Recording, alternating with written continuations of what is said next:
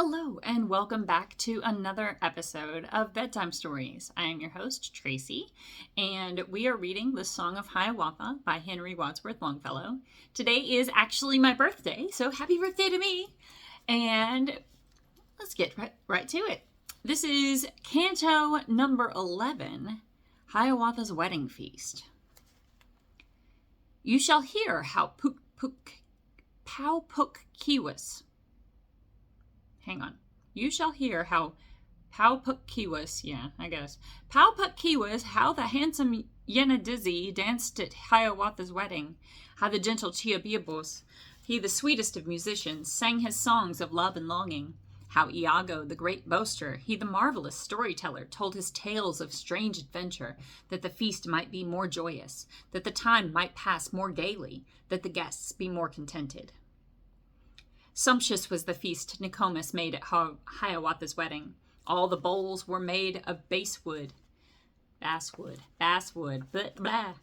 the bowls were made of basswood, white and polished very smoothly. All the spoons of horn of bison, black and polished very smoothly. She had sent through all the village messengers with wands of willow as a sign of invitation, as a token of the feasting. And the wedding guests assembled, clad in all their richest raiment, robes of fur and belts of wampum, splendid with their paint and plumage, beautiful with beads and tassels. First they ate the sturgeon, Nama, and the pike, the maskinoza, caught and cooked by old Nokomis. Then on pemmican they feasted, pemmican and buffalo marrow, haunch of beef, haunch of deer, and hump of bison, yellow cakes of the mondamin, and the wild rice of the river. But the gracious Hiawatha, and the lovely laughing water, and the careful old Nokomis tasted not the food before them, only waited on the others, only served their guests in silence. And when all the guests had finished, old Nokomis, brisk and busy, from an ample pouch of otter, filled the red stone pipes for smoking, with tobacco from the southland, mixed with bark of the red willow, and with herbs and leaves of fragrance. Then she said, "O Puk-Keewis, dance for us your mighty dances. Dance the beggar's dance to please us, that the feast may be more joyous, that the time may pass more gaily, and our guests be more contented." Then the handsome Pau-Puk-Keewis, he the idle Yenadizzy, he the merry mischief maker, whom the people called the storm fool, rose among the guests assembled. Skilled was he in sports and pastimes, in the merry dance of snowshoes, in the play of quoits and ball play.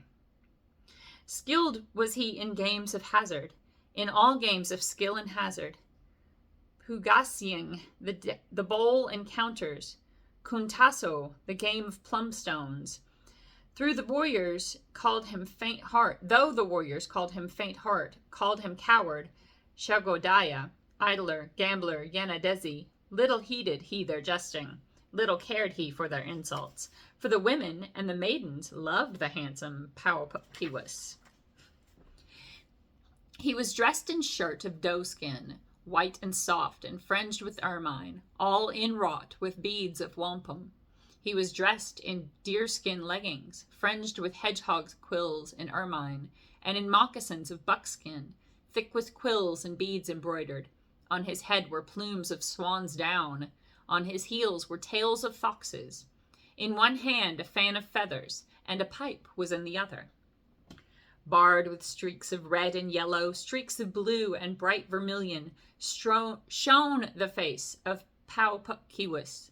From his forehead fell his tresses, smooth and parted like a woman's, shining bright with oil and plaited, hung with braids of scented grasses. As among the guests assembled, to the sound of flutes and singing, to the sound of drums and voices, rose the handsome Pau-Puk-Keewis and began his mystic dances. First he danced a solemn measure, very slow in step and gesture, in and out among the pine trees, through the shadows and the sunshine, treading softly like a panther, then more swiftly and still swifter, whirling, spinning round in circles, leaping o'er the guests assembled, eddying round and round the wigwam, till the leaves went whirling with him, till the dust and wind together swept in eddies round about him. Then along the sandy margin of the lake the big sea water, on he sped with frenzied gestures, stamped upon the sand and tossed it wildly in the air around him, till the wind became a whirlwind, till the sand was blown and sifted like great snowdrifts o'er the landscape, heaping all the shores with sand dunes, sand hills of Nagao Waju. Thus the merry Paupukiwis danced his beggar's dance to please them, and returning sat down laughing there among the guests assembled, sat and fanned himself serenely with his fan of turkey feathers. Then they said to Chiabiabos, to the friend of Hiawatha, to the sweetest of all singers, to the best of all musicians, "Sing to us, O Chiabiabos, sing songs of love and songs of longing, that the feast may be more joyous, that the time may pass more gaily, and our guests be more contented." And the gentle Chiabiabos sang in accents sweet and tender, sang in tones of deep emotion, sang of songs of love and songs of longing, looking still at Hiawatha, looking at fair, laughing water, sang he softly, sang in this wise: "On away, awake, beloved, thou the wild flower of the forest, thou the wild bird of the prairie, thou with eyes so soft and fawn-like. If thou only lookest at me, I am happy, as the lilies of the prairie, when they feel the dew upon them. Sweet thy breath is as the fragrance of the wild flowers in the morning, as their fragrance is at evening, in the moon, when leaves are falling. Does not all the blood within me leap to meet thee, as the springs to meet the sunshine in the moon when nights are brightest? Onaway, my heart sings to thee, sings with joy when thou art near me, as the sighing, singing branches in the pleasant moon of strawberries. When thou art not pleased, beloved, then my heart is sad and darkened, as the shining river darkens when the clouds drop shadows on it. When thou smilest, my beloved, then my troubled heart is brightened, as in sunshine gleam the ripples that the cold wind makes in rivers. Smiles the earth and smile the waters, smile the cloudless skies above us, but I lose the way of smiling when thou art no longer with me, near me. I myself, behold me. Blood of my beating heart, behold me. Oh, awake, awake, beloved, Onaway, awake, beloved." Thus the gentle Chiabiabos sang his song of love and longing, and Iago, the great boaster, he the marvelous storyteller, he the friend of old Nokomis, jealous of the sweet musician, jealous of the applause they gave him, saw in all the eyes around him, saw in all their looks and gestures, that the wedding guests assembled longed to hear his pleasant stories, his immeasurable falsehoods. Very boastful was Iago. Never heard he an adventure, but himself had met a greater. Never any deed of daring, but himself had done a bolder.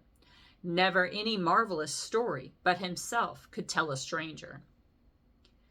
Would you listen to his boasting? Would you only give him credence? No one ever shot an arrow half so far and high as he had, ever caught so many fishes, ever killed so many reindeer, ever trapped so many beaver. None could run so fast as he could. None could dive so deep as he could. None could swim so far as he could. None had made so many journeys. None had seen so many wonders as this wonderful Iago, as this marvelous storyteller. Thus his name became a byword and a jest among the people.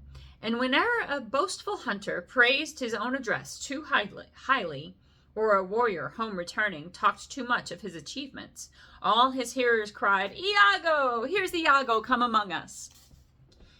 He it was who carved the cradle of the little Hiawatha, carved its framework out of linden, bound it strong with reindeer sinews. He it was who taught him later how to make his bows and arrows, how to make the bows of ash tree and the arrows of the oak tree. So among the guests assembled at my Hiawatha's wedding sat Iago, old and ugly, sat the marvelous storyteller. And they said, "O good Iago, tell us now a tale of wonder. Tell us of some strange adventure, that the feast may be more joyous, that the time may pass more gaily, and our guests may be more contented. And Iago answered straightway, You shall hear a tale of wonder. You shall hear the strange adventures of Oeso the magician, from the evening star descended. Love you lots. See you next time.